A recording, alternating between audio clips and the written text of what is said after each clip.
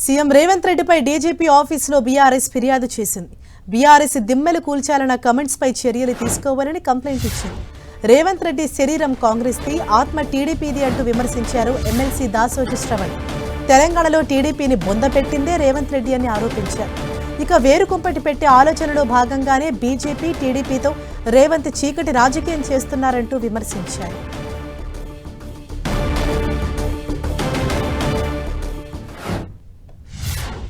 ఏ చట్టం అయితే అమలు చేస్తూ మీ ధర్మాన్ని పాటించి తలసాని శ్రీనివాస్ యాదవ్ గారికి కేసు పెడతారో కేవలం ముక్కలు అవుతారు అన్నందుకు మరి బొందబెట్టండి అంటే కేసు పెట్టరా? పార్టీ దిమ్మలు కూల్చండి అంటే కేసులు పెట్టరా? ఇదేం రాజ్యం ఇది? అంబేద్కర్ రాజ్యాంగం అమల్లో ఉంటుందా లేకపోతే అనుముల రాజ్యాంగం అమల్లో ఉంటుందా? దయచేసి పోలీసులు కూడా ఆలోచించాలా, తెలంగాణ సమాజం కూడా ఆలోచించాలని చెప్పి నేను కోరుతా ఉన్నాను.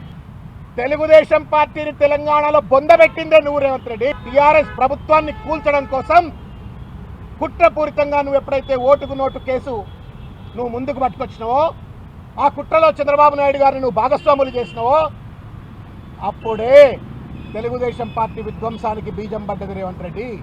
నీ దుందుడుకు వల్లనే, నీ యొక్క అనాలోచిత నిర్ణయం వల్లనే, నీ కక్కుర్తిబడ్డ అగుడుబడ్డ రాజకీయం వల్లనే ఇది జరిగింది. ఈ కన్నుతో బీజేపీ కన్ను కొట్టాలా, ఈ కన్నుతో తెలుగుదేశం పార్టీ కన్ను కొట్టాలా, రేవంత్ రెడ్డి కాంగ్రెస్ పార్టీ జపం మాట్లాడాలా? ఏది నమ్మాలా నిన్ను?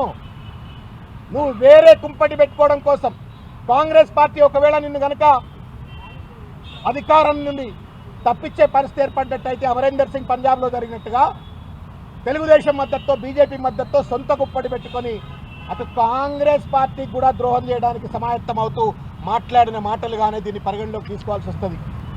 ఏ దిమ్మె దగ్గర నిలబడి రేవంత్ రెడ్డి తన రాజకీయ ప్రస్థానాన్ని మొదలుపెట్టిండో అది బీఆర్ఎస్ దిమ్మె దగ్గర, ఆ దిమ్మెను కూల్చామని ఇలా అంటా ఉన్నావు. నీకు ప్రజాస్వామ్యం మీద గౌరవం లేదు, రాజ్యాంగం మీద గౌరవం లేదు, నీకు రాజకీయ భిక్ష పెట్టిన పార్టీల పట్ల గౌరవం లేదు. ఒక స్వార్థపూరిత మనస్తత్వంతో విచ్చలవిడి దోపిడీ విధానంతో ఇవాళ పరిపాలన కొనసాగిస్తూ నీకు పరిపాలన చేతగాక, ఇచ్చిన వాగ్దానాలు అమలు చేయ చేతగాక ఇవాళ పూర్తిగా కూడా ఒక దుర్మార్గమైన వైఖరికి పాల్పడుతూ ఉన్నాము.